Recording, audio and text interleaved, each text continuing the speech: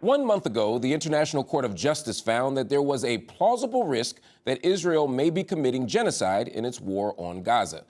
One of the few voices within Israeli politics supporting this case was Ofer Kasif, a member of Israel's parliament called the Knesset, from the left-wing Arab-Jewish Hadash Ta'al party. When Kasif argued that the ICJ case was a legitimate and necessary investigation, his fellow lawmakers attempted to expel him from the legislature, narrowly failing to do so last week. Ofer Kasif joins me now to discuss the current climate in Israeli politics and society. Mr. Kasif, thank you so much for joining me on Upfront. Your fellow lawmakers tried to expel you from the Knesset because you supported South Africa's genocide case at the International Court of Justice. Although you consistently condemned Hamas's attack and you even lost friends personally on October 7th, your fellow legislators called you treasonous, and they accused you of being a supporter of Hamas. How bad are things right now? How repressive would you say conditions are for those who dissent inside of Israel? We are on the brink of a fascist dictatorship. Let's be frank. Before the massacre, which you totally and rightly said, I totally condemned, and I lost some good friends there.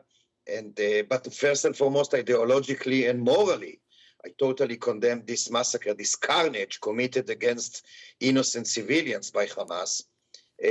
So this, even before, we know that the government of Netanyahu and his companions, which are thugs, mostly fascist ones, they tried to pursue or carry out a coup d'etat under the sugar-coated term judicial reform. But once the massacre of Hamas was committed, the government has been using this terrible massacre, this terrible catastrophe, as an excuse to pursue with the very same coup d'etat under the smokescreen of the war.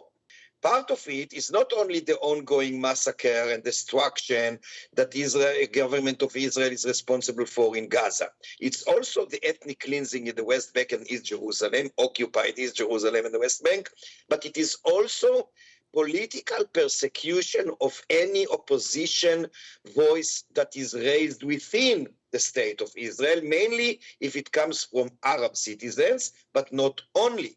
We are, all of us, leftists, democratic Jews, and as I said, mainly, first and foremost, Arab citizens, we are all under an ongoing violent persecution by the government and its proxies, like the Israeli police, for instance, which is...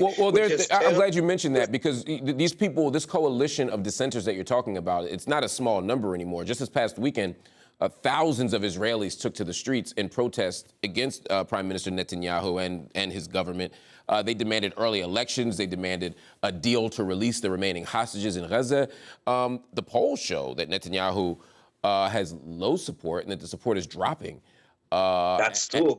And what's interesting is, oftentimes wartime presidents, their numbers go up. His are still dropping. His are still dropping. So given all of that, is he leaving anytime soon? Look, he doesn't like to, he doesn't want, he's terrified of leaving because he knows the only chance he has to stay out of prison is by clinging to his chair. That's the main reason that he is ready and actually does sacrifice not only thousands and thousands of Palestinians, but also the Israeli hostages and soldiers. They are sacrificed on the altar of Netanyahu and his thugs' own interest and to survive in power. The government for them is more important than the citizens and people of Israel, let alone the Palestinians. They don't care about the people of Israel, let alone the Palestinians, the government and the prime minister and its ministers. But on that point about the they, I want to talk about who this they is, because there was a poll in January. That showed that over 90% of Jewish Israelis believe that the military uses either an appropriate amount of force or, get this, too little force in Gaza against the Palestinians. How do you explain that? How do you make sense of it? First of all, I'm not sure that we can speak about 90%. That seems to me, an exaggeration. But in the bottom line, unfortunately, the vast majority of Jewish citizens in Israel, and I really lament that, do think that this assault on Gaza is not only legitimate but required. There is a tsunami of fanatic nationalism in the Israeli society for quite a long time now, given this government, and especially since October 7th, definitely.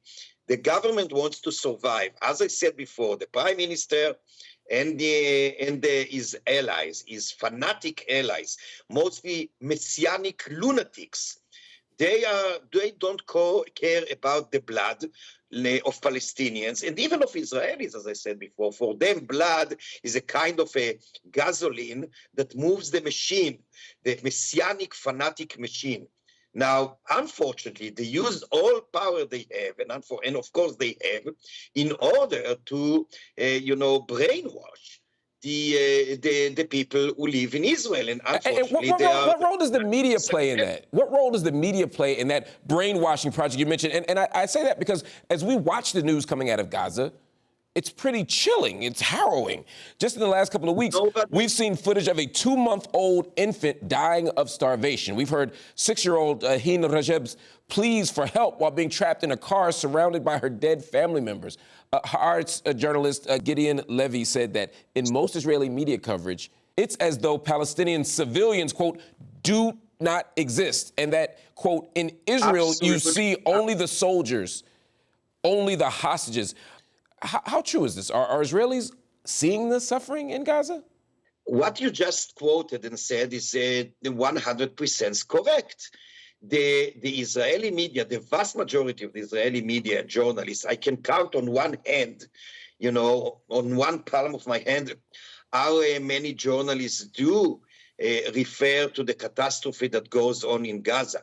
But generally speaking, the media, especially television, don't show anything about the ongoing in Gaza, the suffering, the starvation, the destruction, the death toll, the bodies on the streets. They don't show and they don't talk about it. It's not only that they don't show the ongoing, what's the destruction, the catastrophe in Gaza. They actually contribute to the fact that most of the people in Israel don't want to know about what's going on in Gaza. There are many philosophical, psychological, etc., ways to analyze and explain this kind of, overlook or apathy or even celebration of the death toll in Gaza. Again, unfortunately, we don't have the time. I can only say that referring to some publications in the past, philosophical ones, etc., no one likes to see in the mirror a villain. So the problem is that instead of changing oneself, the villain sometimes prefers to break the mirror. And that's what we're experiencing now. Ofer Kassif, thank you so much for joining us. Thank you for your insights. All right, everyone, that is our show. Up Front, we'll be back next week.